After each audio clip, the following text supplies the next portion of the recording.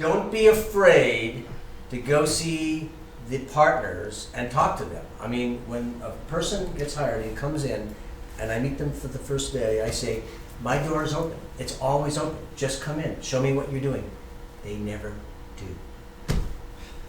That's good. Yeah. What do you think? No, same thing. I can imagine at a place your size that people will be more intimidated than when, I mean, I worked for you when you had, I was number 16, I think.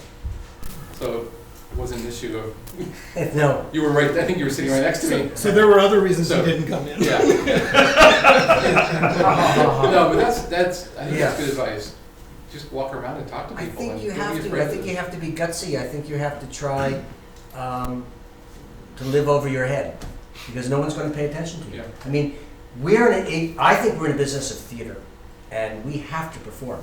When you go into new business, you go to a client, they've got millions of dollars, and if you're timid and you don't talk, they're not going to listen to you.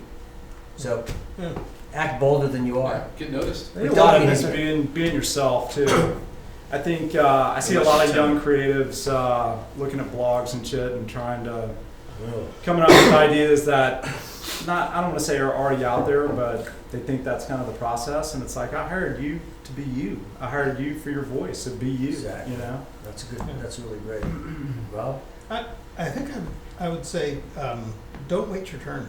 You know, I mean, when I started out, it was like when you're a junior this or a junior that. You know, you had to kind of wait for the right opportunities to land in your lap, and then eventually you'll get a chance to do this, and then a couple of years later you'll get a chance to do that. And now it's like people right out of school or who didn't even go to school who get that opportunity. It's like anyone who's got the right idea, they win, and they get to see the stuff produced. And so it's kind of the same sensibility about like don't hold back and don't be afraid.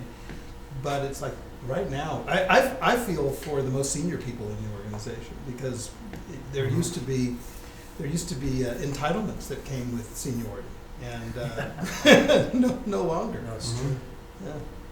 There's a funny thing happened with it's like 2 years from now, the last 2 years that I've been here, seeing more and more of this, like the young, really young guys, kind of first job ever, coming in, actually coming to talk to creative directors, and extremely entitled for in the good way and the bad way as well. So I only want to do these kind of things and these kind of things.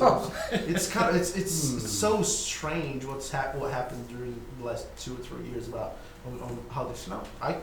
I'm pretty good. I know these social media things better than everyone here now. I can kind of tell what the rules are. So come on, just work harder than everyone else, and then you show. Stay here later than all those guys that we can talk, and you can see if we can actually do it. There's a lot of entitlement the other one, the flip side, the bad side of that as well. I think that's actually a great point. I think one of the things that I find a lot is that, especially I think because a lot of the schools, they come in and the first thing they think is, where's my Super Bowl commercial? I remember talking to Ron Berger at one point, and he said he worked 6 years doing small space airline ads before he first got a shot at a television commercial. And it's like you do, there's a real learning factor and a training factor and a building factor about get the foundation, make that solid, then take the next step up and get that solid, and just build your career as opposed to wanting to jump right to the top and do the cool new thing. It's like, no, it's like, I remember talking to Dick Siddig. He said he learned his craft through radio. He goes, I did more radio. He goes, I did radio spot after radio spot after radio spot, and then I learned how to do TV because of all the radio that I did. There's a way also that it is a little bit of the showmanship in the game. So if you know the game inside the agency, I mean, that's part of it as well. It's like, that's not hit ourselves. There is a little bit of it. I think to get in it, if you're a young person, at my place anyways, you kind of like go help somebody else out. Go help another art director, another writer, someone who's coming up with a new strategy or something, and someone else is going to say, yeah, that kid's pretty good, or that guy's pretty good, you should give him on something else. And that's a real way to endear yourself to the other people inside the agency, because those are the ones that have been there, think you're coming to take their shit, or whatever it might be, and you can actually really grow that way. That's a big thing. What creative departments lack, the single most important thing that they tend to lack is positivity.